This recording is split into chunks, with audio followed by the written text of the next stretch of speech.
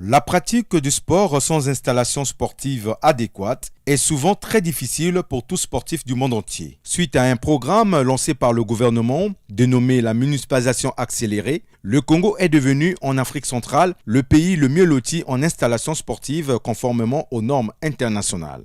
Mais la question que pose le commun des mortels, c'est de savoir à qui revient la charge de la gestion de ces installations construites dans la quasi-totalité des départements du Congo. À cette préoccupation, voici la réponse de Brice Merlin Lepébé, directeur général des sports. Ces installations sont gérées par le ministère des Sports à travers la direction générale des sports. Le ministre des Sports nous a instruit de mettre à la disposition de toutes les fédérations sportives nationales ces infrastructures. Il y a une grille de tarification qui a été signé du ministre en charge des sports pour justement permettre à ce que ces structures fonctionnent. Par exemple, pour une manifestation sportive, c'est 20 000 francs la journée. Quelle serait alors la destination de ces fonds? Cet argent-là permet justement à ces gymnases de fonctionner. Dans ce qu'ils reçoivent, à l'immédiat, nous leur autorisons d'utiliser 30% pour faire face aux problèmes qui s'opposent à ce niveau-là. Malheureusement, plusieurs athlètes congolais et dirigeants des clubs se plaignent du fait de ne pas avoir souvent accès facile à ces installations pour la pratique de leur activité. On parlerait d'un déficit de communication. Ces infrastructures, sauf erreur, pour les avoir lors d'une compétition, d'une manifestation sportive, il faut avoir au minimum 250 000.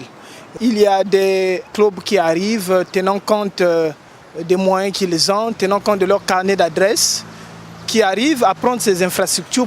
Mais pour certains, il est difficile d'avoir accès à ces infrastructures.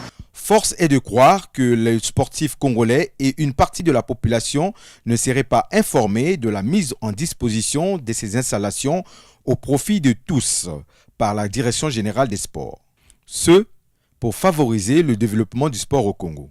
Quelle serait alors la destination de ces fonds encaissés par ces installations? Les directeurs, les responsables de ces installations créent comme une sorte des conditions d'autonomie, autonomie financière. Parce que ces installations, ils doivent les ouvrir à tout le monde.